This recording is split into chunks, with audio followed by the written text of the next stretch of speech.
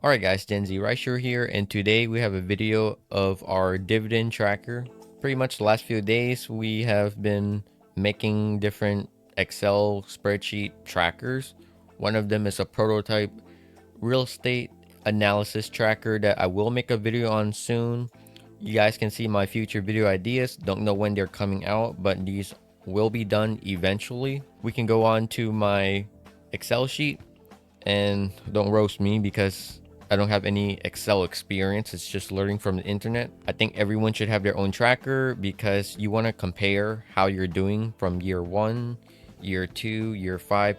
Ideally every year, every month, you want to see progress, because if you're not making progress, it's, I don't want to say wasted time, but time, you can't get time back. You can make more money to make up of the lost time, but that time and that compound from the time, you can't make it back. So pretty much today I spent like 2 hours making a spreadsheet, and yes, 2 hours.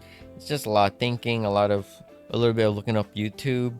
Again, we're not the quickest at this and we're not experienced. We got the value right here, the monthly yield, high yield savings account, dividends from our stocks, real estate, the Corvette. It has a value, so this is why I have value right here, because if we sell it, it'll turn into cash. And pretty much the high yield savings account, we pretty much moved some money from our other savings account into this high yield savings account, which the yield is about 4.1%.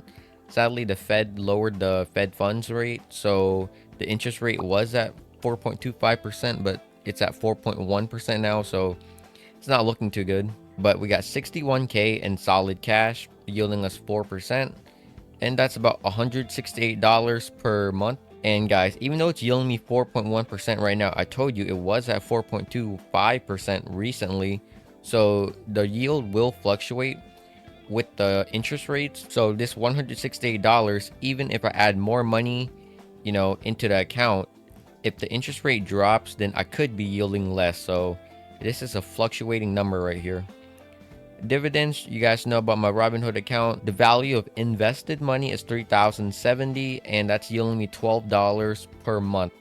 You can see my Robinhood account, it's worth $6,700, but $6,700 minus $3,600 in cash, and that's where you get your $3,070 from. Real estate, we don't own any yet, so it's at $0 currently. And the Corvette, we're probably gonna sell this at a loss, guys, not gonna lie. So remember, I didn't buy this with a loan. Well, actually I did, but I kept the loan for like 2 months, and then I paid the loan off. But pretty much, even though I can afford it, do not buy a car that you don't need, but especially don't buy a sports car when you're young. Like, again, I bought this and I can afford it, but I'm going to be selling it for a loss, and it just isn't worth it looking back now. Like, if I could tell my younger self, or 1 year ago, and tell him to not buy the car, I wish I did that, and I wish I would have listened, because, well, now we're regretting having it. Especially monthly insurance, it's like $500. And again, guys, I'm chilling, I can easily afford it, but yeah, it is not worth it. We're selling it for a loss, and every month that we have it, we're losing $500 on it, instead of possibly having that money all in the high yield savings account and earning 4% on it. And currently we have zero debt, and this function pretty much adds up all of these numbers minus the debt. Right here you can see minus C7, which is this column, or column and row. Currently our net worth is $94,070. Passive income wise, daily we're making $6.03. Weekly we're making $45.24. Monthly we're making $180.95, and yearly we're making $2,171. And this is my finances so far.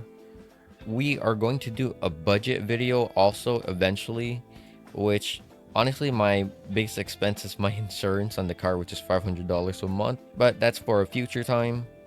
But yeah, this is me, GenZ Risher, 21 years old, owns a Corvette, which he regrets. Net worth 94k. We're making yearly $2,100 in passive income. Hopefully, eventually this yearly income gets to at least $80,000, because in the state of Florida, including insurance and the cost of everything, it's so expensive. And 80K realistically is not much, guys.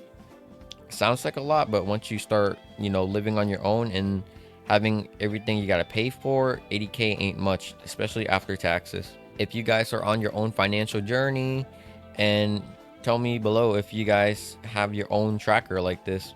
And if you guys want to keep up with my channel and with my journey, then like and subscribe and follow my socials. But yeah, Gen Z Rice Hero out.